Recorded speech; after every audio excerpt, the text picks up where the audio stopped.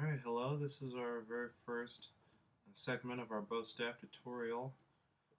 The very first thing I wanted to go over with you was goal setting. I wanted us to set some goals for our training, and this way we can monitor our progress and we can have some motivation and some insight as far as what we really want to get out of these lessons that are to come from this video series. And some quick notes on setting goals. I think it's very important for you to only set one goal at a time, and I recommend that those goals be short term. Usually when one thinks of goals, they think of something that's far off in the future, this ultimate aim.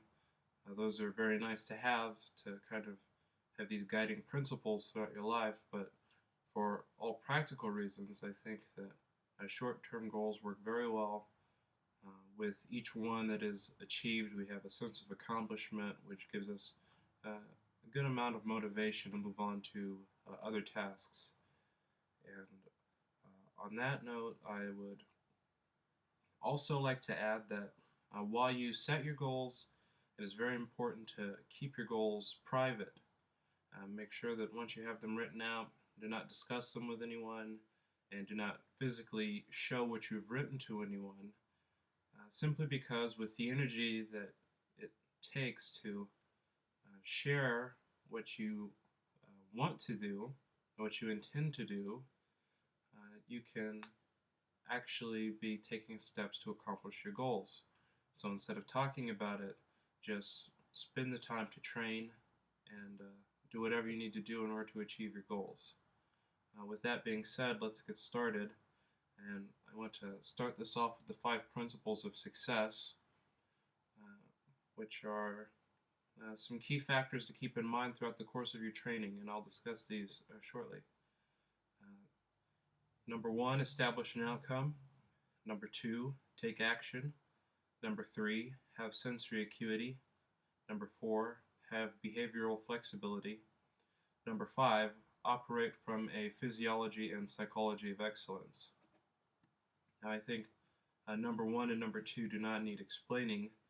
Number 3, on the other hand, does. I will say that sensory acuity is the same as situational awareness.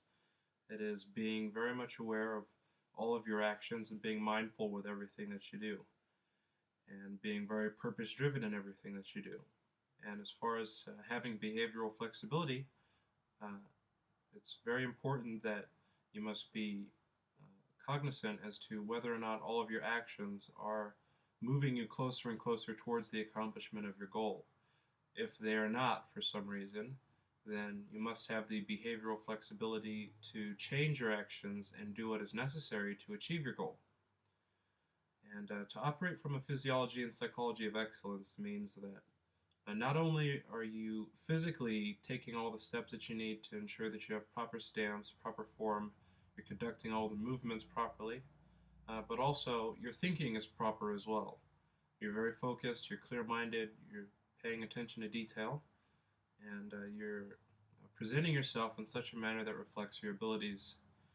And it's very important, even in and outside of training, to operate from a physiology and psychology of excellence. So keep those in mind. Now, before we actually move on to the keys to an achievable outcome, which we will be building our goal off of, we're going to talk about some key principles of goal setting. And I'm going to discuss these very briefly. First, your goals must be set so that they are in the present tense, well-formed, positive, initiated and maintained by you, specific sensory-based descriptions of the outcome, ecological, in the best interest of self-congruency, peers, society, and civilization, have more than one way of being achieved, are specific and achievable, and increase choice. So, as far as positive, everything that is positive is constructive. Okay, and everything that we do, we want it to heal ourselves and heal the people around us. So it's very important that our goals are positive. And it's also very important that our goals are initiated and maintained by us. This way we have full control over everything that we do in terms of accomplishing these goals. And by specific sensory-based descriptions of the outcome, it's very important to know uh, that you fully understand uh, when and how everything will be when your goal is achieved. So you must uh, know what you will see, what you will hear, what you will feel, what you will taste, what you will smell when your goal is achieved. Okay, so that's what it means by that.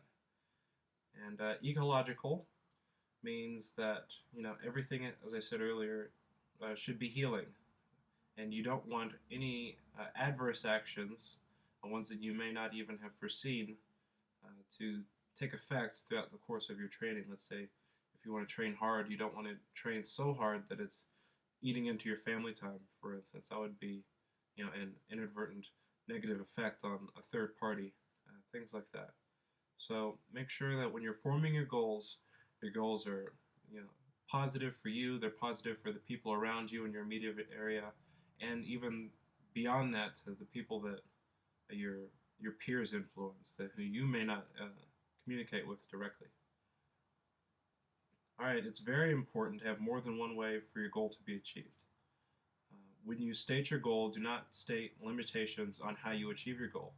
If you want to run farther and faster, then just state quite plainly how fast and how far you want to run.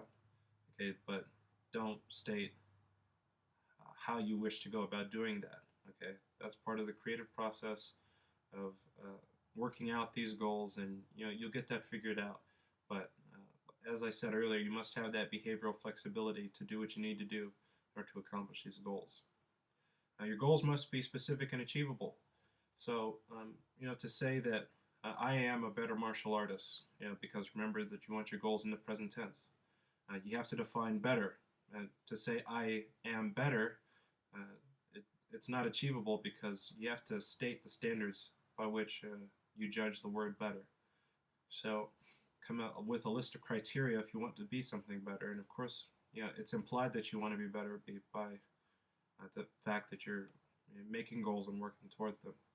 So avoid vague descriptions. Be as specific as possible with everything that you state in your goals. And of course, you want your goals to increase choice. So you want to give yourself more options to heal the people around you, and you want to give the people around you more options to heal each other. So keep this in mind also with the highest ecology as far as increasing choice with yourself and others, and extending freedom to yourself and others. All right, now we're moving on to our keys to an achievable outcome very quickly here. And I'm just going to enumerate these again. 1, what specifically do you want to have happen? 2, where are you now in relation to your outcome?